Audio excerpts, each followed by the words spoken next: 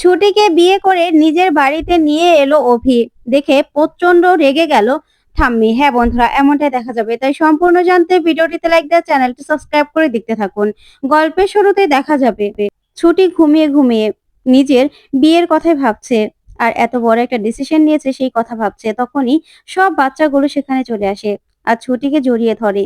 তখনই ছুটির দিদি বলে, দেখ না, তুই কয়দিন বলেছিস ওদের পড়াতে পারবি না, সেজন্য ওরা নিজেরাই চলে এসেছে। তারপরে ছুটি সবাইকে বলে, আমি না কদিনের জন্য একটু ব্যস্ত থাকবো, কিন্তু তোমার ছুটি দিদি ঠিক তোমাদের কদিন পরে আবার পড়াবে, ঠিক আছে? আর ওই আশ্রয় বাড়ি আমি ঠিক ফিরিয়ে আনবো। আর আশ্রয় বাড়ির বাবাকে আমি তাকেও ছাড়িয়ে আনবো, তোরা চিন্তা করিস না।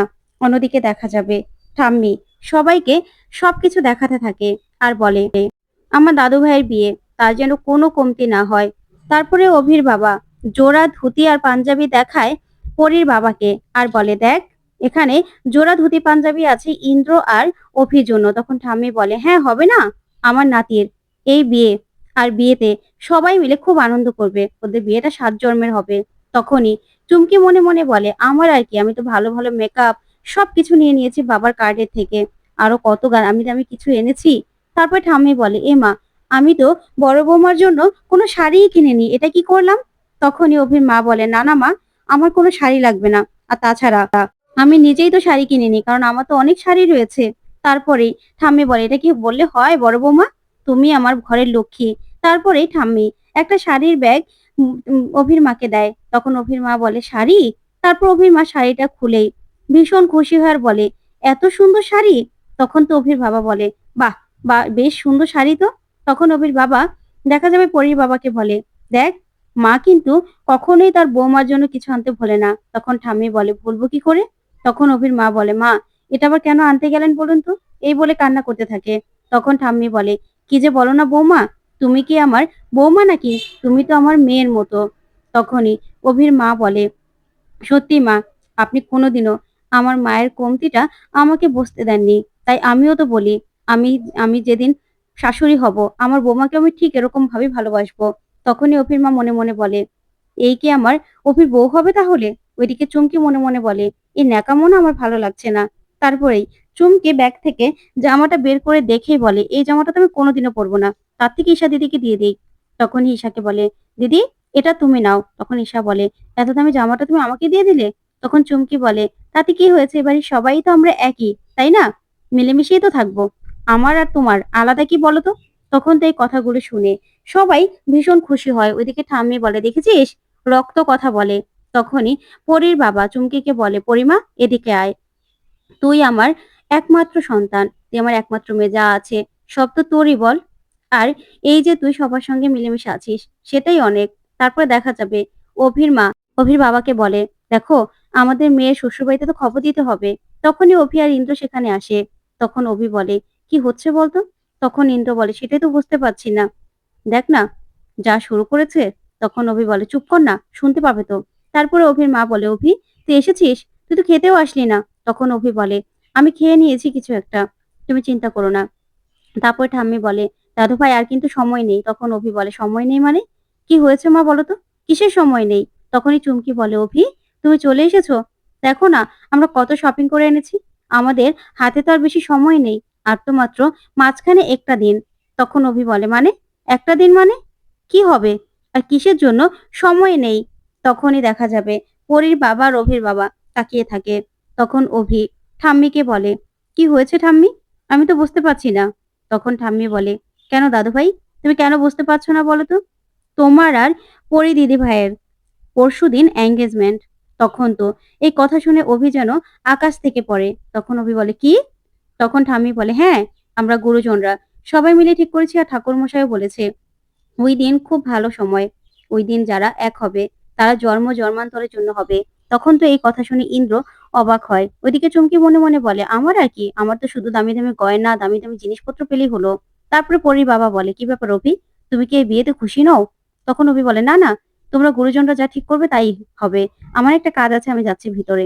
এই বলে চলে গেলে ইন্দ্র বলে, অভির সঙ্গে আমার একটা কাজ আছে, আমি যাচ্ছি। ওইদিকে অভি ঘরে গিয়ে প্রচন্ড রাগ করতে থাকে আর বলে, পরশুদিনই নাকি বিয়ে, কি করব আমি? ছুটিকে তো ফোন করতে হবে। তখন ইন্দ্র বলে, তুই চিন্তা করিস না, আমি আছি তো, আমি সবকিছু ব্যবস্থা করছি।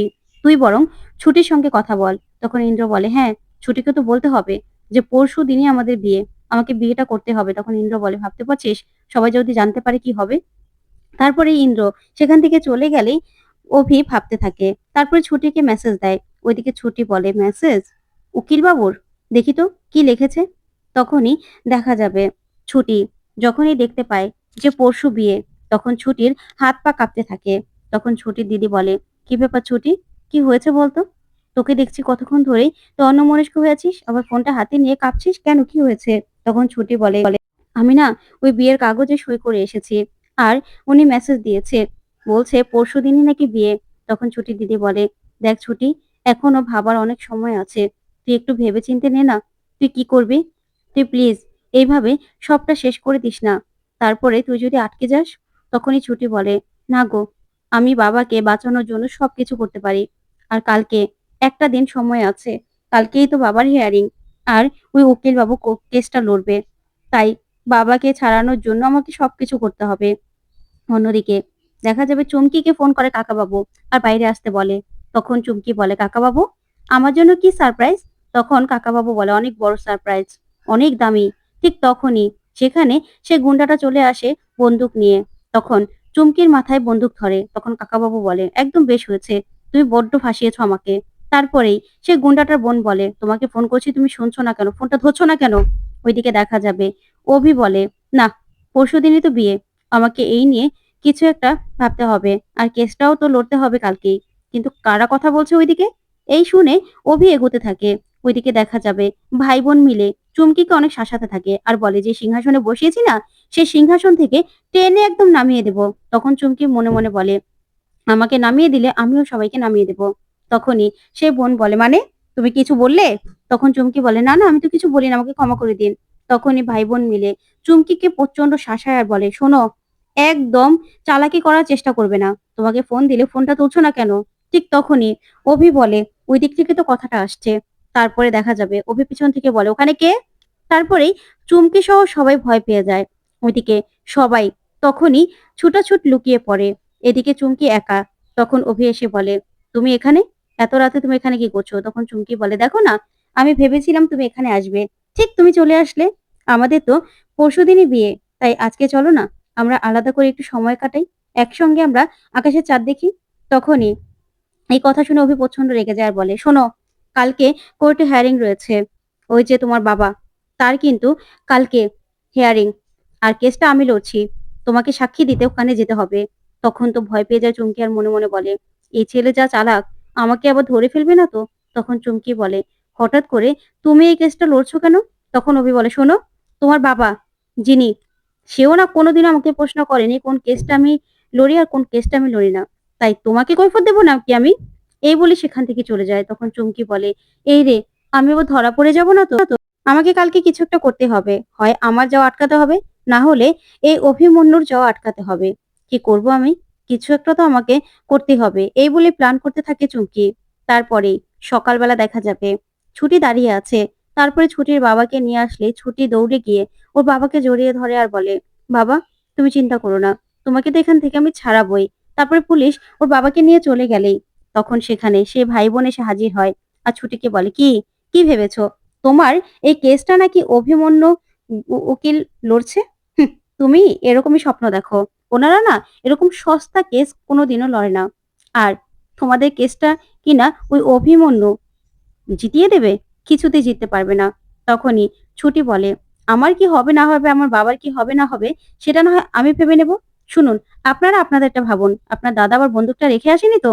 না হলে কিন্তু এখানে কিন্তু বন্দুকের ভয় কাউকে দেখানো যায় না।